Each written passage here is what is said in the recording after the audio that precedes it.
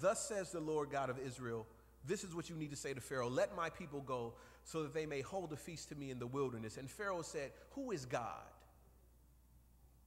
He actually says, who is the Lord that I should obey his voice and let Israel go? I don't know the Lord. Not only do I not know him, I will not let your people go. What you have to understand here in the story is that in Egypt, there were about 115 gods in Egypt. They had a god for everything. They had a god for the Nile River. There was a god for the sun. There was a god for waking up in the morning. There was a god for the clothes that you put on. There was a god for the type of incense. There was a god for making sure your home was taken care of. There was a god for the earth. There was about 115 different gods. And also in the culture, Pharaoh himself was a god. So how can you say to Pharaoh, who's a god, who is coordinating 115 different worship ceremonies, that there is another God that he needs to serve? And it's interesting because Pharaoh says, I don't know. I haven't had any encounter. Nobody has told me about the God of Israel. Can you imagine that the children of Israel were 430 years in Egypt and Pharaoh didn't know about God? What kept them from talking about God? What kept them from bringing up their relationships? There are some people in our neighborhoods, there are people in our jobs that don't know that for 25 years we have been Christians. Because at no point in our life have we said to them that we have a relationship with God. So Pharaoh is saying, listen, I don't know anything about your God. I don't know anything about your system of worship. I don't know anything about your belief. As a matter of fact, your people might as well be Egyptians, because they look like us, and they talk like us, and they dress like us. Matter of fact, I can't even tell the difference between your people and my people. As a matter of fact, they all belong to me. For 430 years, life had changed for the children of Israel. When they first got to Egypt, you guys remember the story from Genesis. When they first got to Egypt, this is around the time of Joseph and Jacob and his 12 sons. They settled in the land of Goshen, and they were nomadic people. They dwelled in tents, but now they're living in houses. And Genesis tells us that where they're living is the best part of Egypt. Pharaoh says, give to Joseph, give your family the best part. Give them the fertile land of Goshen. That's where they're settling. So when they leave Egypt, it's kind of hard for them to be in the desert, because even though we were slaves in Egypt, we had the heart of the land. Sometimes we couldn't see, or we were willing to overlook our slavery because of the perceived benefits that we were getting. Let's make it applicable. Some of us are in jobs that we should have left many years ago. But because of the benefits that we think we're getting, because we're afraid to step out and try something new or see what God will bless us, we will stay in that captivity. You don't like them and they don't like you. They've been promising you a raise for 15 years. Boss don't even acknowledge your presence. You do such a good job. You're always at work on time. You never leave late. You never skip out. You never cheat. You don't steal Post-it notes and pens and paper clips from the supply closet. But because of the perceived benefits that the job is giving you, you won't walk away. And God's saying you need to leave that bondage alone. They served these gods, and these gods were everywhere. Little idols and little statues painted on walls, in the clothing that you wore. Everywhere they went, they saw an Egyptian god. Now, can you imagine? Some of us have this difficulty in our lives. Everywhere you go, you see something to worship. But we're still trying to struggle because even though the Bible gives us some descriptions, we don't know exactly what God looks like.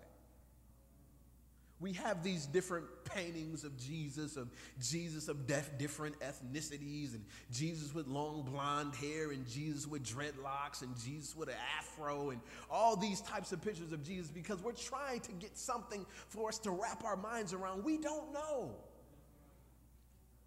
And it's uncomfortable for us because we don't know. Can you imagine being here in Egypt where everybody else knows what their gods look like?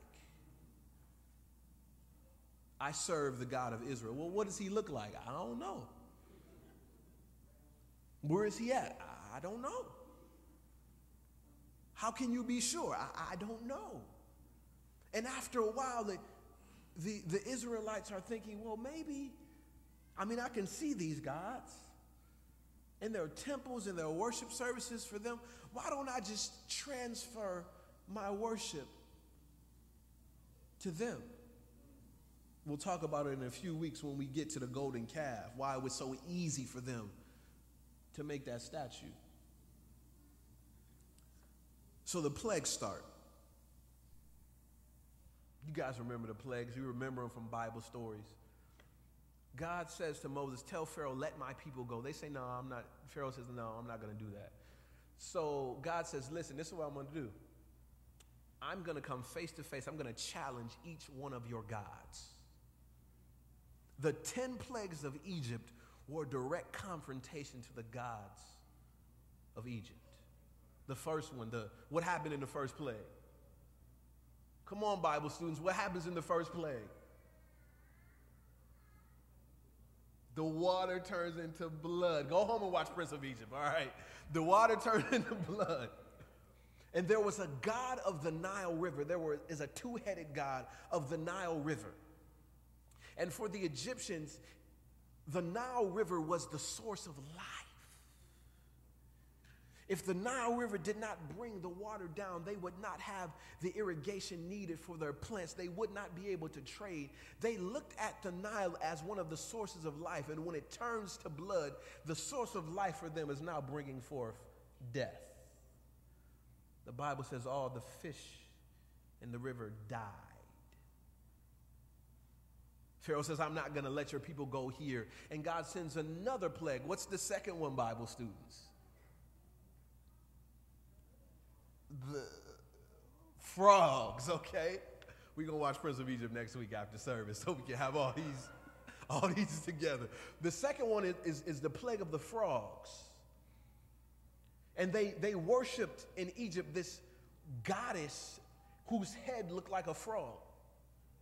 She's the goddess of fertility, and all of these frogs are coming up, and they're gathering, and they're dying, and they're stinking, and they stack them up in piles, and Pharaoh says, I'm not going to let your people go. Why? Because both of these plagues, his magicians replicated them. Both of these plagues, the spellcasters in Egypt could do the same thing. Let me pause here. I won't give you guys my series on the media and entertainment. I'll save that for a totally different month. But you need to ask yourself, why are so many things placed on the television and on the movies that have to do with the spiritual nature? Why are we seeing all this supernatural stuff about werewolves and about vampires and about ghosts and about demons? The Bible tells us that things will happen in the last days. The deceptions will be so strong that even the very elect might be deceived. What's happening now is a process of jading your perception. You've seen so many ghosts and goblins on television shows. When stuff starts happening in real life, you won't think nothing of it. You've seen so many people die on movies. So when people start dying in front of you, it won't make a difference. You've seen so many inappropriate and challenged relationships on TV. When you have to make a decision for yourself, it's easy to shift to that side, and the media has the way of painting the picture. And because the magicians of Egypt could replicate the plagues of God, They looked at the magicians of Egypt and said they were just as good as Moses and Aaron. Plague 3 comes. What's plague 3? Anybody remember?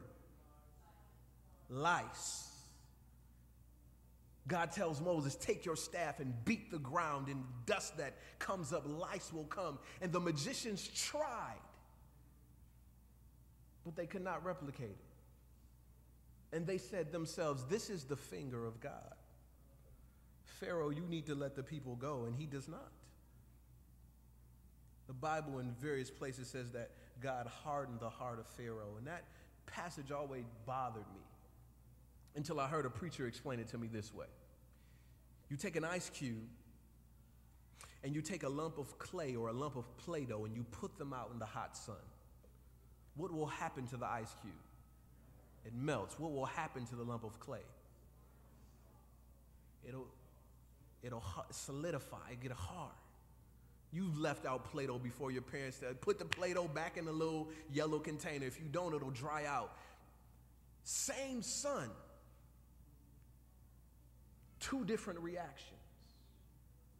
Same character of God being displayed in all of our lives, in the lives of our family members, but we have 2 different reactions. Some of us, when God shows himself to us, we soften and we want to learn more about him. But for some of us, like Pharaoh, when God shows himself to us, we get hard. And we don't want anything to do with God. 4th plague is what? Flies. And God says, for so long, Pharaoh, maybe you could not tell the difference between your people and my people. Maybe they themselves could not tell the difference, but I'm going to make the difference clear. He says, on that day, I will deal differently with the land of Goshen, where my people live. There, no swarms of flies will be there, so that you will know that I, the Lord, am in this land. I will make a distinction between my people and between your people. This sign will occur tomorrow. It's funny that living in the land of Goshen for the children of Israel, they were blessed and they were protected by association. Sometimes in our lives, we're protected. Honestly, we're protected by association. You know, being a teenager or a young person in your 20s or maybe in your older years, you reach a point where you don't really do much praying for yourself. Okay, maybe that was just me. You reach a point where you don't do much praying for yourself, but there's a grandmother somewhere that was praying. And there's a mother somewhere that was praying, was interceding on your behalf, and just by your association with that person, God says, I will bless you and I will take care of you. Sometimes we're blessed by association. Even in this church, there are some of us who have not fully committed to the ministry of this church. There are some of us who have not committed to supporting the church sacrificially with our tithes and offerings. There are some of us who have not committed to giving our time and our talents to this place, but we just take the trip once a week. But God says, because I've blessed Cottage Chapel, and because I've protected it, because you're associated with it, you still receive some of the blessing that gets into that place. They were blessed by association. Can you imagine these people, these children of Israel, living 2 different lives? By day or by night, they party in Egypt. They hang out in Egypt. They do their foolishness in Egypt, but then they go home to sleep in Goshen. And the flies are happening, and the hail, the size of huge stones wrapped in fire, are falling in Egypt. And they hung around in Egypt till it got too uncomfortable, and then they could go back to Goshen and be protected. They're living 2 different lives. God says, by your association, I'll protect you. And all of these plagues fall. Can you imagine the people that started to pray when the plagues fell? People who had never prayed in their life. And it's funny, because sometimes when there's no crisis, we lose our desire to connect with God. That not y'all, maybe that's just me. I'm praying for a job. praying hard, God, find me a job where I can be a pastor. And then I get the job. Statistically, they say some pastors pray less than 5 minutes a week. I was praying and I was crying out to God for the stuff that I needed. But once he gave me what I was looking for, I stopped praying. Some of us, we pray and we cry out to God because we got bills to pay or we're trying to get into school. But once God performs the miracle and he moves on our behalf and the coast is clear, this is what happened in Egypt. When Pharaoh called for Moses and Moses spoke to God and the plagues left and everything was cleaned up, Pharaoh said, oh, well, we ain't got no problems. I can go back to normal. And that's why some of us, God has to bring crisis after crisis after crisis, after difficulty, after challenge, after burden to keep you on your knees, because if he lets up on you, you wouldn't talk to him. Sometimes when there's no crisis, we lose our desire to connect with God.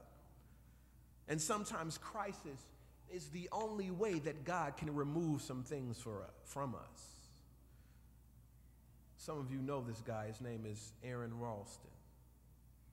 2003, Mr. Ralston, mountain climber, cave explorer.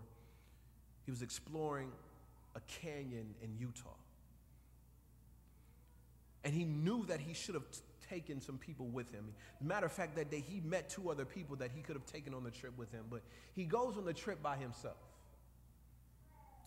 And while in this canyon in Utah, something shifts and an 800-pound boulder falls on top of his arm. For several days, for over a week, he's fighting off dehydration. He's fighting off hysteria. We have medical professionals in here that know what happens to your body when you're under that much shock. He's fighting them off, trying to survive, calling out for help, but there is nobody to save him. And he has to make a decision. Do I die here under this rock? Or do I take off my own arm? And he grabs a pocket knife. The only tool that he has in his disposal. He grabs a pocket knife and begins to hack away at his own arm. And as painful and as uncomfortable and as disgusting as that may seem, that was the only way that he was going to survive.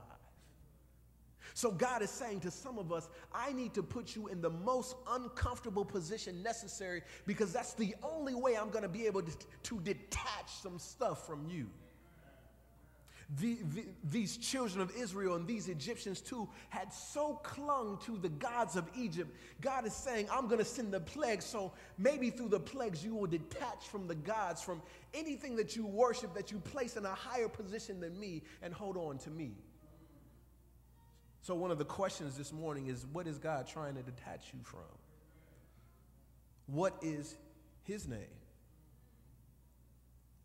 What's her name? God trying to perform some surgery on to get you to remove that 180, 200, however the weight of that person's size tumor out of your life. And he's saying, I'm going to make it more and more difficult so that you get to a place where you have to make a choice. Either you're in with me or you're out. Living our lives by association, saved by association, but something happens with this 10th plague. With the 10th plague, being blessed by association is no longer good enough. With the 10th plague, I can no longer survive off the merits of my praying grandmother. With the 10th plague, I can no longer survive off the blessings of my praying church family. And that's what happens to us sometimes. We ask God for stuff and we pray. People say, oh, well, what do you want? Well, I want God to do X, Y. Fill in the blank. Put anything in the blank that you want. I want God to do something for me. I want God to give me a job. Okay, so what have you done? Oh, I've been praying about it. Well, they don't really kind of knock on your door and just, hand out jobs in manila envelopes. You know, you're looking for a job, you got to iron a shirt, put on a nice tie, redo your resume, make a resume, learn how to talk to people in public, learn how to shake hands so that when the opportunity for the job comes along, you'll be ready. I remember I was close to Andrews and I'm sitting in a pizza place. And a young man walks in and he says, "I'm here to drop off an application." And I'm looking down at my phone, I'm not paying much attention, and I look up at the guy. And the guy has walked into the pizza place with house shoes on. Fuzzy house shoes. Jean shorts with no belt. So you know what that looks like. And a ruffled t-shirt. And he has the audacity to say that he's turning in an application for a job. Sometimes we want God to do things, and God says, "I have equipped you with the tools to do it yourself." There are parts in the history of the children of Israel where God says, "Shut up, stop praying, and go and do something." Some of us in some of our lives, God is saying, "We've already talked about this. You already know what I want you to do. Stop praying about it. Get up and do something." With the 10th plague, prayer alone was not going to save you. You had to make a decision. So this is what God says. God says in Exodus chapter 12, we read the story this morning, that take a lamb,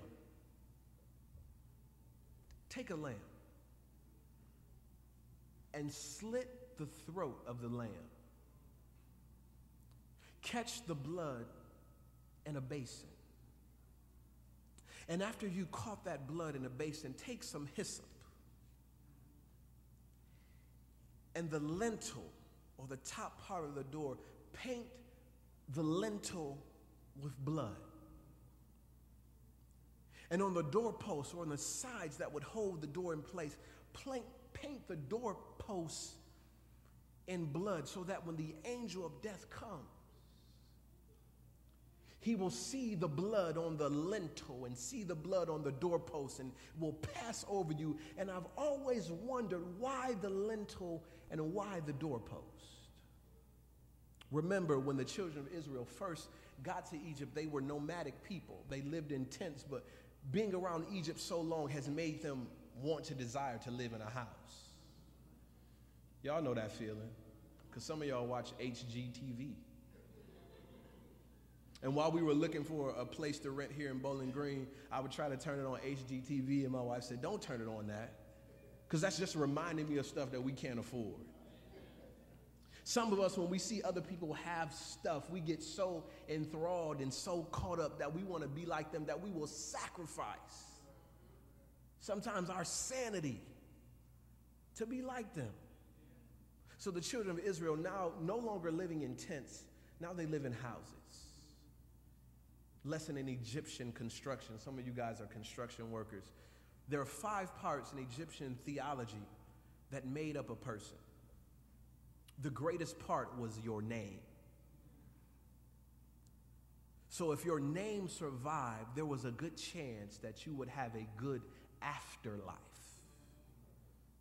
And you will see, looking at Egyptian history, that people who messed up with Pharaoh or did something stupid or disgraced Egypt, on every place where that person's name was written, they chiseled it out. Because if I chisel out your name, I chisel out your afterlife. So when they built houses, most of them were built out of mud, some were built out of stone. When they built houses, they put up what's called a lintel, and a lintel is just the top part. We don't just take the top part of the door, the part in gray, take the top part, and they put a stone there, and on the stone they would write 3 things. The first thing that they would write on the stone is the name of the person or the name of the family that lived in the house. The second thing that they would write on the stones, on the lintel and on the doorposts, were the gods that family served. And the third thing that they would write on these stones, and you can look it up on National Geographic or a lot of these museums, the Metropolitan Museum of Art, the third thing that they would write is, or sketch or chisel in, is their depiction of what they wanted their life to be in the afterlife.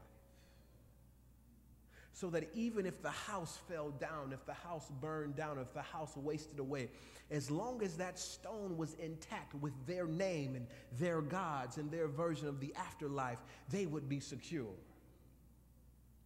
So God says, take the blood and catch it in a basin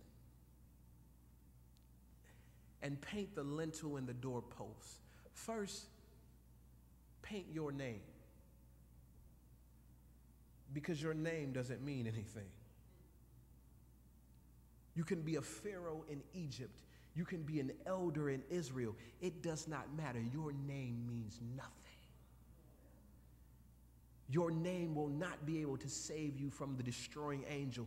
Take the blood from the lamb and paint over your name. Paint over your credentials. Paint over how you think about yourself or what you think you can do. Paint over how other people value and esteem you and put you on pedestals that you have difficulties trying to live up to. Paint over that stuff. And then paint over the gods of Egypt, who have not done anything for you, who couldn't save you when the river turned to blood, who couldn't save you when the frogs came. You worshiped the sun, but nobody could save you when there was complete darkness in Egypt. Paint over the gods. Paint over anything that you worship that's not God himself. And paint over your false assumption of what your life should be. Paint over the plans that you have for your life. Paint over what you think the afterlife should be like. And can you imagine the work that went into chiseling, those stones? They had to paint over everything in blood.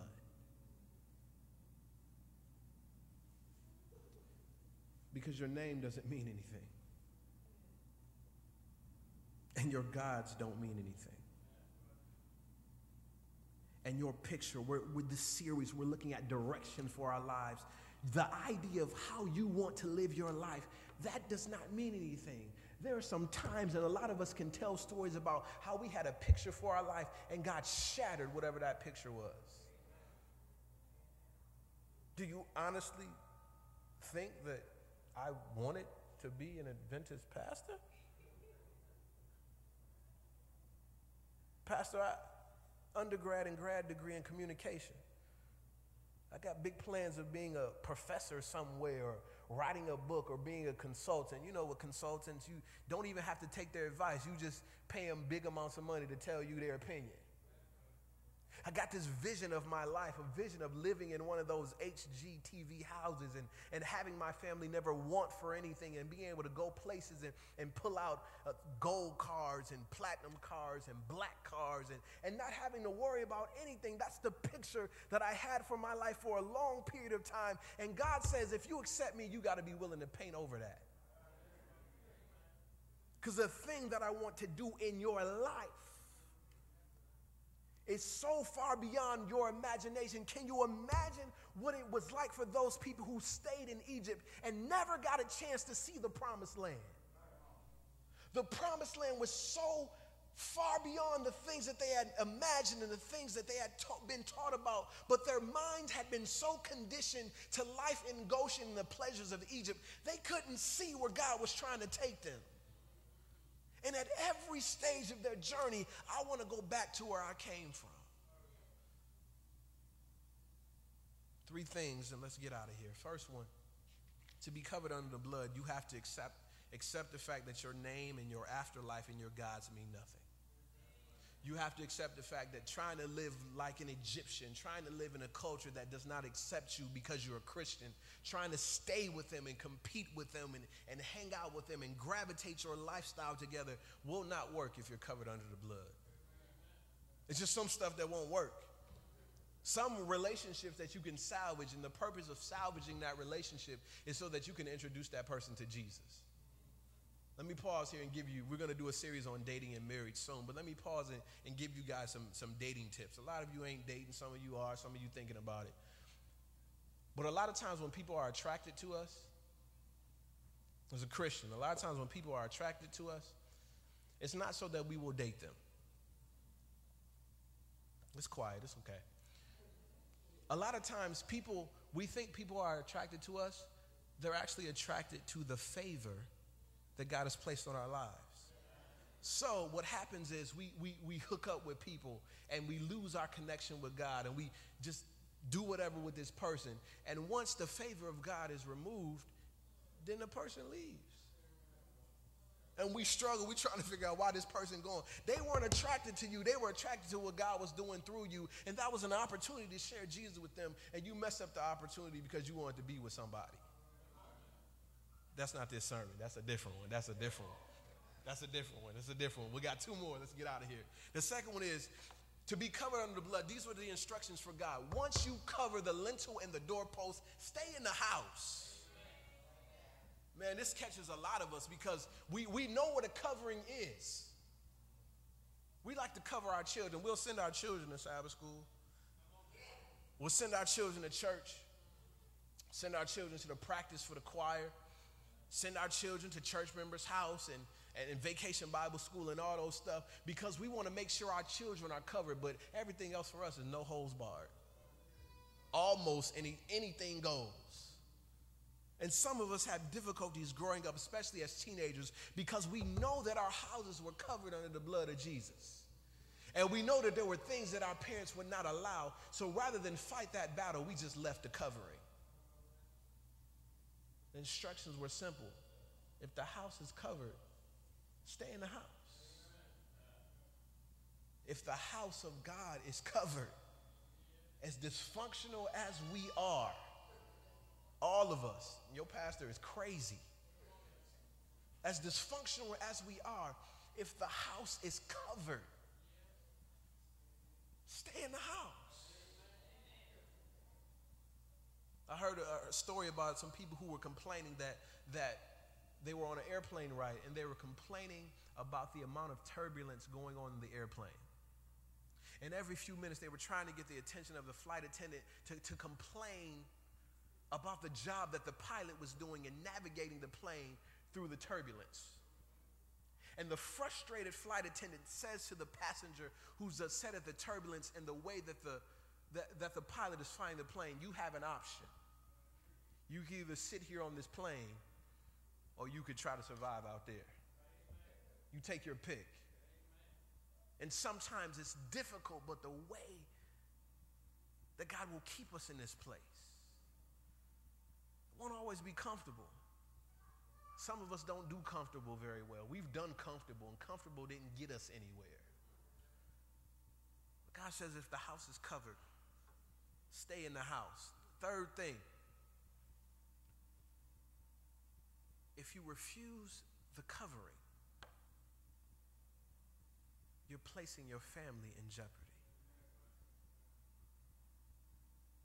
If you refuse the covering, you're placing your family in jeopardy.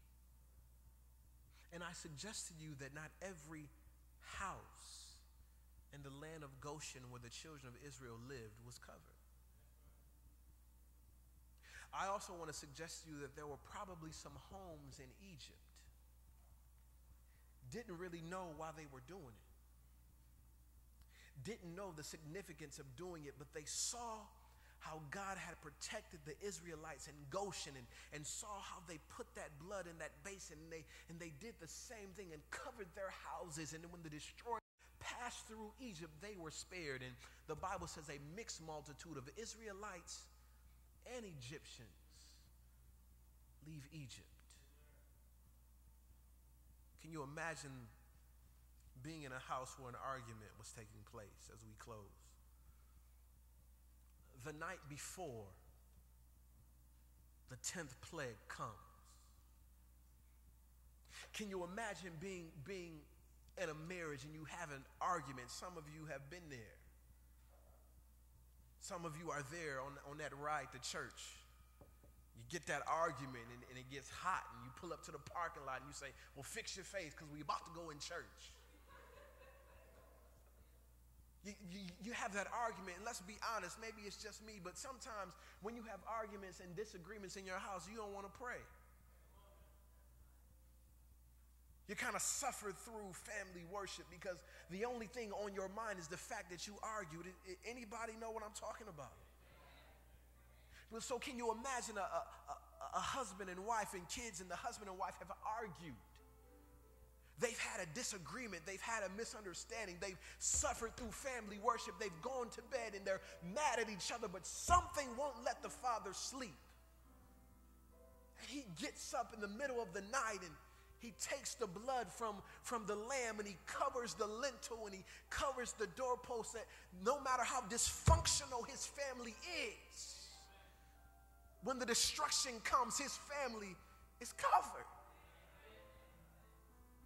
Can you imagine being in a house where there's only one parent?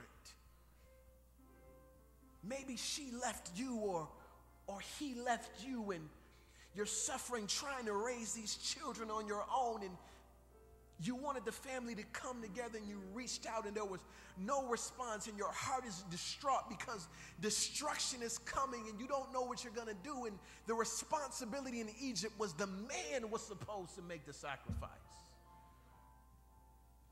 The man was supposed to rise up and bring his family together and sacrifice the animal. The man was supposed to do that. But can you imagine being in the house where the woman has to rise up? And the woman has to bring her family together for worship. And the woman has to take the responsibility of slitting the throat of the animal, and she has to paint the lintel and has to paint the doorpost. And it doesn't matter the hardship that she's going through or that he's going through with trying to raise that family on his own. The family is covered.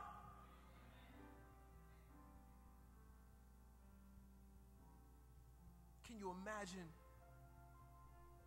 what it's like growing up as an Israelite and living two lives and not really ever making a choice? You party in Egypt, but you sleep in Goshen. And you don't know what to do because even though destruction is coming, a big part of you wants to stay in Egypt. But there's something in you that God won't let rest. You can never get comfortable, and you're in your valley of decision, and you hear the Spirit of God saying either you're in or you're out. Destruction is coming. You have to make a choice. And the Spirit of God moves you to take the lamb for yourself and slit the lamb's throat. And even though you've been living a double life, and even though there's some sin in your life that's still having a draw on you and giving you challenges and keeping you up at night, once you paint the lintel and once you paint the doorpost, you're covered. Dysfunctional but covered. Broken family but covered. Sinner but covered. And that's the opportunity for us today. So I need every head of household to stand. Every head of household, man, woman, some teenagers are the only capable adult running their household. Every head of household to stand. And I